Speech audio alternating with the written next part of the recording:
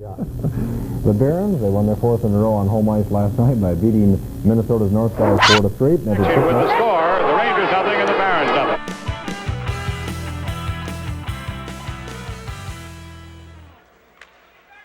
Coming in winless in the last 7, losing 4 in a row out of that stretch, dropping their last 5 road games, have a road record of only 5 up, 19 down, and 4 ties. But as we get set for the start of the third, they lead the Blues by the score of 4-0.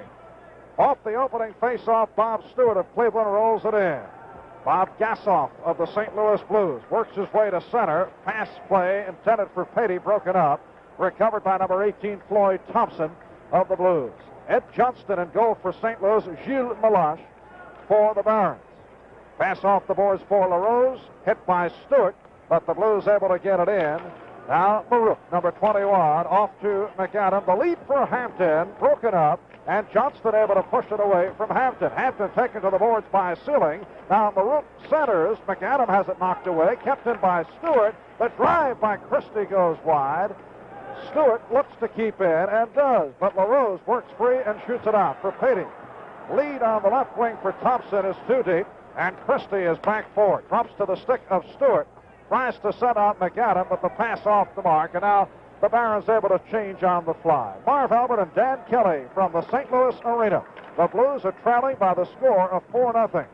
Barons have made a complete line change. That's Gerard back forward. Checked by Bourbonnais as he shoots it back to center. Affleck, number 4. Plager throws it ahead, intended for Fedorko. Jim Nielsen breaks it up. Now Plager with the lead.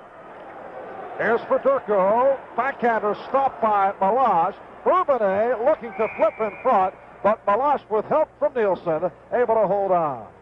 That time Melange may have made the first move, which a goaltender is not supposed to do, but he still was able to make the stop, and that's the name of the game. Strand fights for it.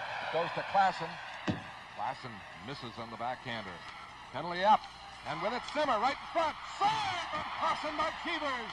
What a stop. Puck in front again. Batted away. Drive. Save. Keevers on Klassen. That was on the mark. Rattel may beat him. And he pokes it ahead. Rattel going in. Shot. Started.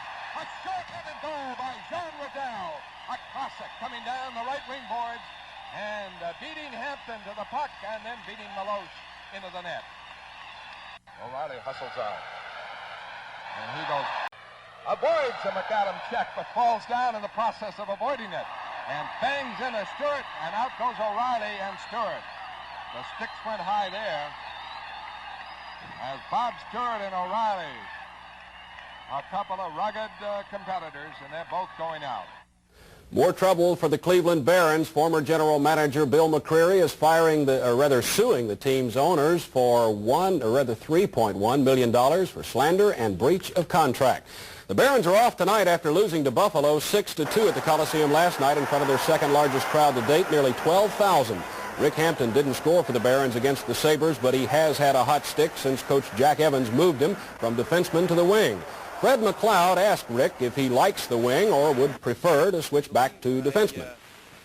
Well, it doesn't really matter. It's up to Jack. If Jack wants me to play on the wing, I'm happy there, and if he'd like me to go back on the fence, I'm happy there too. So it doesn't make much difference to me. But as far as the adjustment has been, has it been a situation where maybe game after game it gets a little bit easier? Yes, well, it's tough to change from one position to the next, especially in the middle of the season. And if I come in next year and I play left wing, I'm going to find it that much easier going through the season. Maybe I'll score 10 more goals than I did this year playing on the wing. That I'm used to it. There goes Klassen into the boards, coming out and digging a... Well, I'll tell you this, as Apps fights for that one down there with that Klassen. It's a good look at Greg Smith, a fine young defenseman for the Cleveland Barons.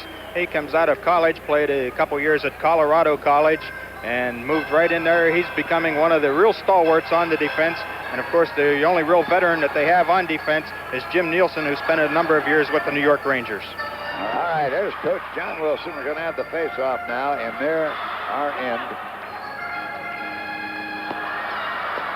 Maloney.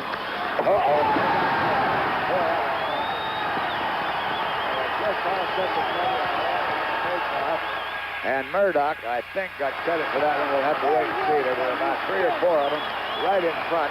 And I couldn't tell how it tipped off. Let's get a look at it.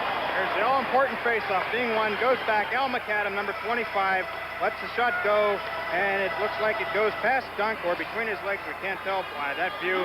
And if the goal makes it 3-2, that goal comes with 8:35 remaining in the game, but the Pens still hold on to a 3-2 lead. Let's see to whom.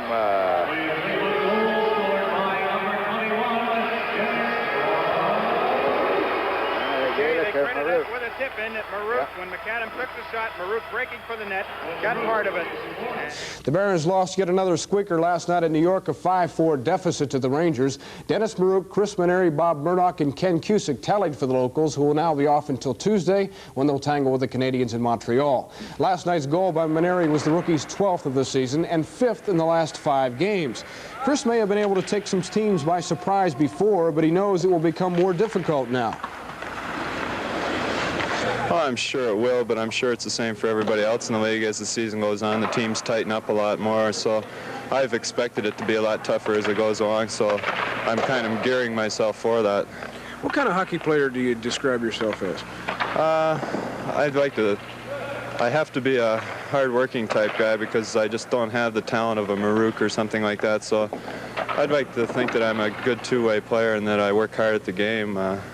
I can't go down and out-finesse anybody, and a lot of my goals are rebounds and things like that, so I have to work a little harder at the other aspects of the game. On a déjà vu des matchs plus intéressants, mais pour une confrontation entre Canadiens et les Barons de Cleveland, ce fut un match très enlevant. On a vu 8 buts au cours de ce match, le pointage final, Canadiens 5, Cleveland 3. Les buts du Canadien sont allés à Steve Shutt, son 18e, Bill Nyrup, son 2e, Guy Lafleur avec son 25e de la saison. I wore the C, as you can see, in Cleveland, and Cleveland was a bit of a ragtag team. We had some character guys and it was a transient team, and Cleveland, I felt I wasn't able to handle that leadership role in that type of team.